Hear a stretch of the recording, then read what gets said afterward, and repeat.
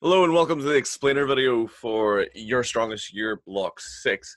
So this block comes at the end of Block 5, which was, as mentioned in the video for Block 5, an accumulation block. So you should be feeling fairly worn out and sore by the time you get to this block. If you've managed to complete all of the sets and reps from Block 5, then you should be in for a very fun block where you're going to get a chance to put that hard work to work and to hopefully get some pretty solid PBs at the end of this block, or PRs if you're a Yank. So, as always, at the top here we have the table. So week 1, 2, 3, and 4. So the total lifts for this block are between moderate and low, very low in some cases. So the way this block is set out, we have basically all three main lifts following three separate trajectories. The squat is following a pretty standard taper into a max. So we're dropping a set and we're dropping a rep each week. So it's a fairly exponential taper, you could call it. Well, it was probably not exponential because it's following the same pattern, but it's a pretty steep taper. And there's some pretty tough workouts in here.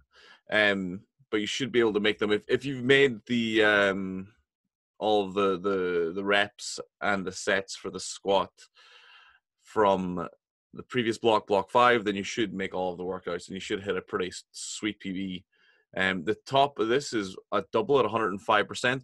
So again, for some advanced lifters, maybe not their greatest programming, but if you're an advanced lifter and you're still looking for free programs on the internet and you're using Your Strongest Year, then what can I tell you? For a novice and an intermediate, this is fairly achievable, although it will be a pretty tough block.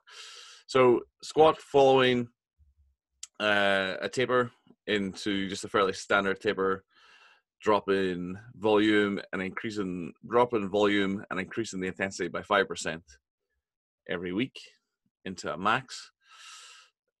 Deadlift is following a kind of another undulating pattern. So week 1's actually a pretty easy week for deadlift, a bit of a deload for deadlift.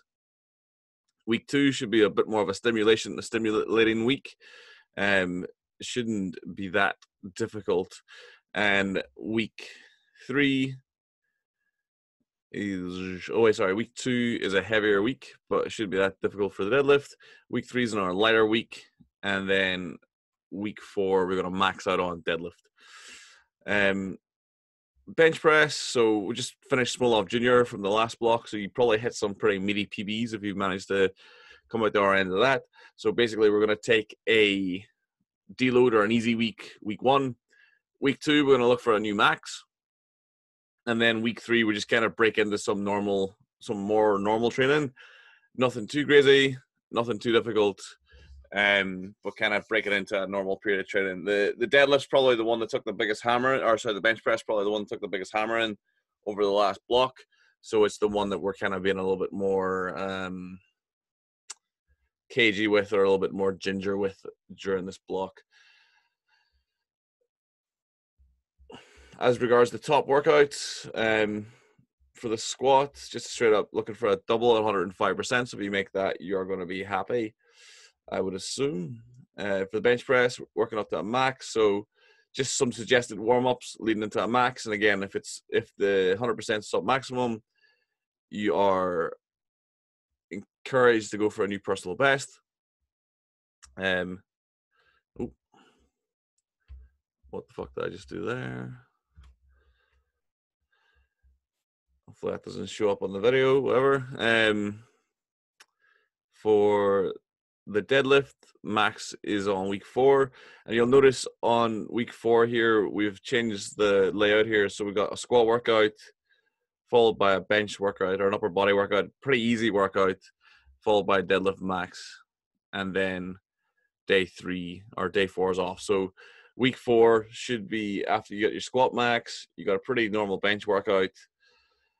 We have session 2, upper body only. Session 3 with a normal kind of bench workout and deadlift max. So again, suggested warm-ups, just jumping up to 10% singles, up to 100%. And again, if you are encouraged, if it's sub maximum, to go for that max on the deadlift. And that's the end of the block. So if we look at the relative intensity, total lifts, see some undulation. Average intensity is probably all over the place because as we said, this is average intensity is a measure of all the lifts.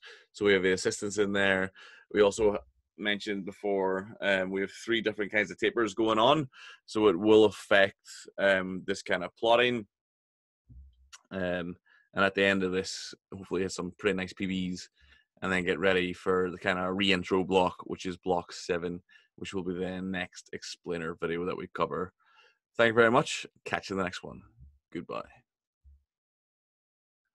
At some stage, whenever I figure out how to get a Zoom. There we go. Goodbye.